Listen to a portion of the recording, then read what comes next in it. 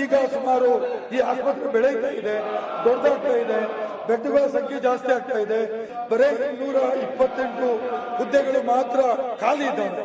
ಪೇಷಂಟ್ಗಳು ಜಾಸ್ತಿ ಬಂದಂತ ಸಂದರ್ಭದಲ್ಲಿ ನಮಗೆ ಡಿಮಾಂಡ್ ಜಾಸ್ತಿ ಆಗಿ ಶಿವಮೊಗ್ಗದಲ್ಲಿ ಮೆಡಿಕಲ್ ಕಾಲೇಜ್ ಇದೆ, ಚಿಕ್ಕಮಗಳೂರಿನಲ್ಲಿ ಮೆಡಿಕಲ್ ಕಾಲೇಜ್ ಇದೆ, ಮಡಿಕೇರಿಯಲ್ಲಿ ಮೆಡಿಕಲ್ ಕಾಲೇಜ್ ಇದೆ, ದಾವಣಗೆರೆಯಲ್ಲಿ ಮೆಡಿಕಲ್ ಕಾಲೇಜ್ ಇದೆ. ಗವರ್ಮೆಂಟ್ 30 ಕೋಟಿ ಯಾರು MOI ಮಾಡಿದ್ದಾರೆ ಆಸ್ಪತ್ರೆ ಅವರು ಅದಕ್ಕೆ ಖರ್ಚು ಮಾಡಬೇಕಂತ ಹೇಳಿದ್ದೇವೆ. ಜಗದೇವ್ ಗುತ್ತದಾರ್ ಪ್ರಶ್ನೋತ್ತರ ಬಿಟ್ಟು ಯಾವುದು ಕಡ್ದಕ್ಕೆ ಹೋಗಬಾರ್ದು.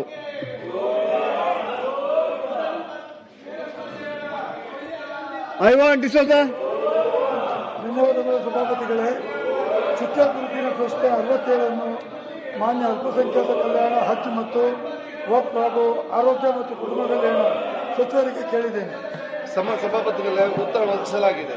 ಸನ್ಮಾನ್ಯ ಸಭಾಪತಿಗಳೇ, ಉತ್ತರವನ್ನು ಒದಗಿಸಿದ್ದಾರೆ. ದಕ್ಷಿಣ ಕನ್ನಡ ಜಿಲ್ಲೆಯ ಮಂತ್ರಿಗಳಾಗಿರ್ತಕ್ಕಂಥ UT ಖಾದರ್ ಅವರು ನನಗಿಂತ ಜಾಸ್ತಿ ವೆನ್ಲಾಕ್ ಆಸ್ಪತ್ರೆಯ ಬಗ್ಗೆ ಕಾಳಜಿಯನ್ನು ವಹಿಸಿರ್ತಕ್ಕಂಥವರು ಮತ್ತು ಈ ಆಸ್ಪತ್ರೆಯ ಉನ್ನತೀಕರಣಕ್ಕೆ ಅವರು ಕೂಡ ಸಾಕಷ್ಟು ಶ್ರಮವನ್ನು ಪಟ್ಟಿದ್ದಾರೆ. ಈಗ ನನ್ನ ಮುಂದೆ ಇರುವ ಪ್ರಶ್ನೆ, ಈ ಆಸ್ಪತ್ರೆಯನ್ನು ಉನ್ನತೀಕರಿಸಬೇಕು, ವಿಭಾಗ ಮಟ್ಟದ ಸ್ಪೆಷಾಲಿಟಿ ಸೂಪರ್ ಸ್ಪೆಷಾಲಿಟಿ ಆಸ್ಪತ್ರೆಯನ್ನಾಗಿ ಘೋಷಣೆ ಮಾಡಬೇಕು ಅಂತ ಹೇಳುವುದನ್ನು ಕಳೆದ ಸದನದಲ್ಲಿ ನಾನು ಪ್ರಶ್ನೆ ಮಾಡಿದ್ದೆ. ಅದಕ್ಕೆ ಅವರು ಹೇಳಿದರು, ಇಲ್ಲ, ಈ ಆಸ್ಪತ್ರೆಯನ್ನು ಸುಮಾರು 7 ಜಿಲ್ಲೆಗಳಿಗೆ ಕ್ಯಾಟರ್ ಮಾಡತಕ್ಕಂಥ ಆಸ್ಪತ್ರೆ, ಈ ಆಸ್ಪತ್ರೆಯನ್ನು ಉನ್ನತೀಕರಣ ಮಾಡಿ ರೀಜನಲ್ ಆಸ್ಪತ್ರೆಯಾಗಿ ಘೋಷಣೆ ಮಾಡ್ತೇವೆ ಅಂತೇಳಿ ಕಳೆದ ಬಾರಿ ದಿನೇಶ್ ಗುಂಡೂರಾಯರು ಆರೋಗ್ಯ ಸಚಿವರಾಗೋ ಹೇಳಿದರು.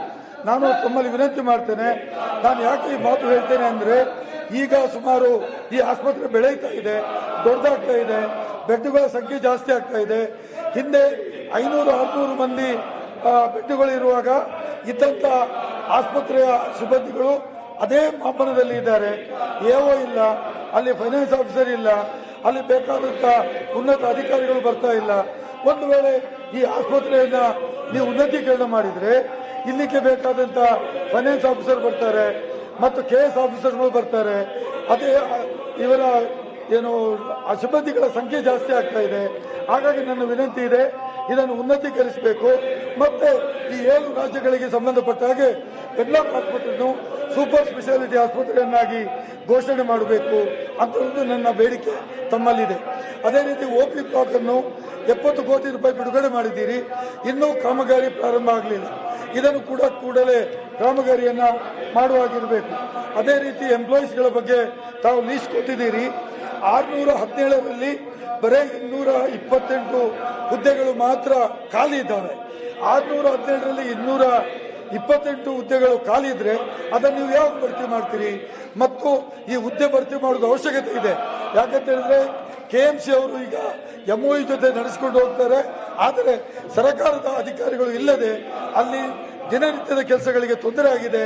ಅದು ಡಿಸೇಬಿಲಿಟಿ ಸರ್ಟಿಫಿಕೇಟ್ ಇರ್ಬೋದು, ಸರ್ಟಿಫಿಕೇಟ್ ಕೊಡೋದಿರ್ಬೋದು, ಇದರಲ್ಲಿ ಕೂಡ ತೊಂದರೆ ಆಗಿದೆ. ಹಾಗಾಗಿ ತಾವು ಈ ಬಗ್ಗೆ ಬಹಳ ಪಾಸಿಟಿವ್ ಆಗಿ ಕೆಲಸ ಮಾಡಬೇಕು ಅಂತೇಳಿ ನಾನು ವಿನಂತಿ ಮಾಡ್ತಾ ಇದ್ದೇನೆ. ಸಭಾಪತಿಗಳೇ, ಬಹುಶಃ ಮಂಗಳೂರಿನಲ್ಲಿರುವಂತಹ ವೆನ್ಲಾಕ್ ಸರ್ಕಾರಿ ಆಸ್ಪತ್ರೆ ಬಹುಶಃ ರಾಜ್ಯದಲ್ಲೇ ಒಂದು ಅತ್ಯುತ್ತಮವಾದ ಇವತ್ತು ಆಸ್ಪತ್ರೆ. ಸುಮಾರು 905 ಇವತ್ತು ಹಾಸಿಗೆಲ್ಲುವಂತಹ ಇವತ್ತು ಆಸ್ಪತ್ರೆಯಲ್ಲಿ ಯಾವಾಗ ಕೂಡ ಫುಲ್. ಯಾಕಂದ್ರೆ ಈಗಾಗಲೇ ಹೇಳಿದಾಗೆ 7 ಜಿಲ್ಲೆಗಳಿಂದ ಅಲ್ಲಿಗೆ ಇವತ್ತು ಬರ್ತಾ ಇದ್ದಾರೆ. ನಮ್ಗೇನಾಗಿದೆ, ಉತ್ತಮವಾದ ಒಂದು ಸರ್ಕಾರಿ ವ್ಯವಸ್ಥೆಯಲ್ಲಿ ಉತ್ತಮವಾದ ಅಭಿವೃದ್ಧಿ ಕೆಲಸ ಮಾಡುವಾಗ ಅಧಿಕಾರಿಗಳು, ಡಾಕ್ಟರ್ಗಳು ಪೇಷಂಟ್ಗಳು ಜಾಸ್ತಿ ಬರ್ತದೆ.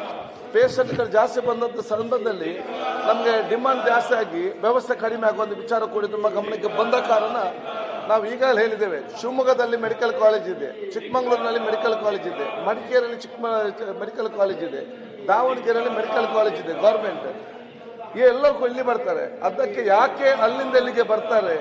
ಅಲ್ಲಿ ಯಾಕೆ ಅಲ್ಲಿ ವೈದ್ಯರಿಗೆ ಸರ್ವಿಸ್ ಕೊಡುವುದಿಲ್ಲ ಆ ಮೆಡಿಕಲ್ ಕಾಲೇಜಿನಲ್ಲಿ? ಅದಕ್ಕಾಗಿ ಕಾರಣ ಕೊಟ್ಟೆ ಇಲ್ಲಿ ಆದಷ್ಟು ಕಡಿಮೆ ಬರುವಂತ ವ್ಯವಸ್ಥೆ ಇವತ್ತು ಮಾಡಬೇಕಂತ ಹೇಳಿ ನಾವೊಂದು ಸೂಚನೆ SOPಯನ್ನು ಕೂಡ ಎಲ್ಲ ಮೆಡಿಕಲ್ ಕಾಲೇಜಿಗೆ ಮುಂದಿನ ದಿವಸ ನಾವು ಕೊಡ್ತೇವೆ.